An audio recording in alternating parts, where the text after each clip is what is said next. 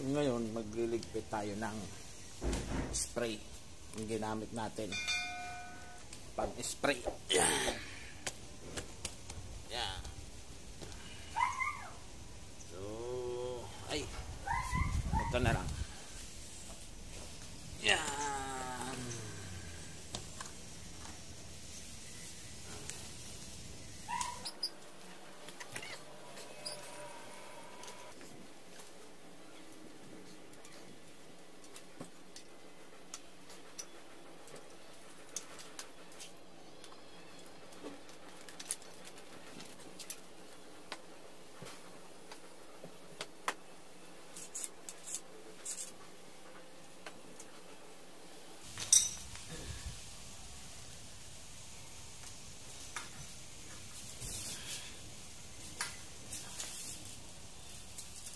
Kailangan ng talian.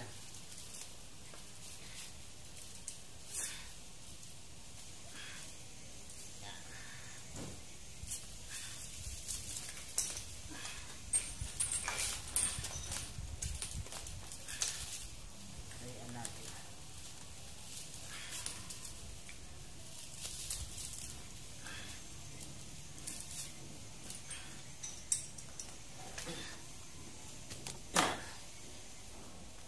Tapos dali natin doon kasi bukas natin to ililigpit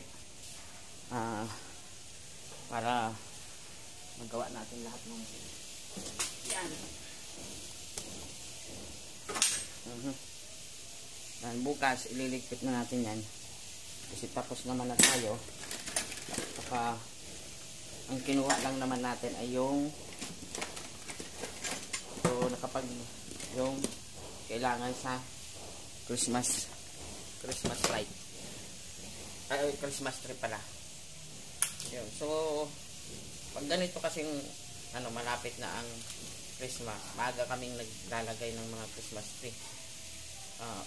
December, October, November, October pa lang nalagay na kami.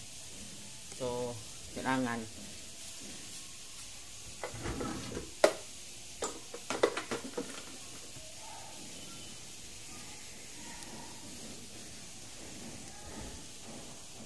yan. So, tinanggal ko yan nung isang araw galing doon sa bodega. Bago mo makuha yung Christmas tree, kalkalin mo muna lahat. So, yan o. Gabi o. Pero pagbalik natin, yung iba dito, hindi na natin papasok yung mga importante na lang kasi yung iba babasura na. So, ito, yan, katulad nun. I-ano na natin yun o.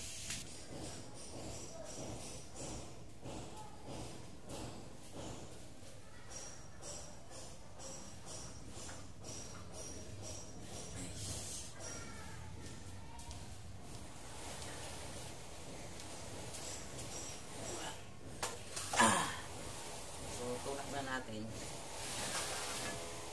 bigat bigat, so dito muna natin ilalagay siya kasi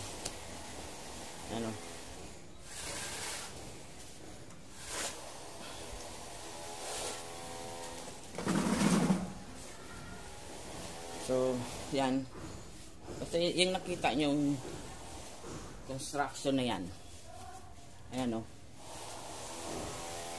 Yan. May-ari niyan yung mag-asawang Godosili. Sila Mateo.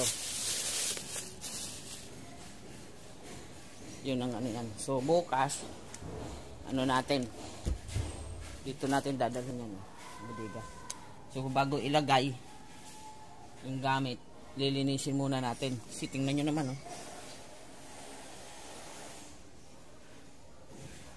Yan. Grabe. Pati doon sa taas. Yan. Puno yan. Pag nilagay doon.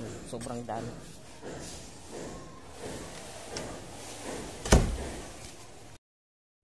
So ngayon, papahinga na tayo. Kumbaga, pagod na. Papahinga na ako. Bukas naman to. Bukas linis to.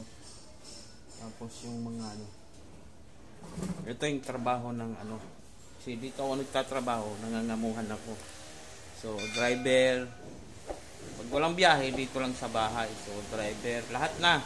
Linis ka dyan. O ano, kasi minsan wala naman lakad. Tsaka yun talaga ang gawin ko, maglinis. Ayan, garden. Garden maglinis. Linis dyan. Yun. Baka bukas, sa next week. Miyerkules o sa pangalawang magpuputol ako ng mga sanga kasi masyado nang madilim. Hindi na maliwanag kasi sa dami na ng dahon. Sana po yan, magandang araw o gabi, hapon sa inyo dyan lahat. Maraming salamat uli. Peace.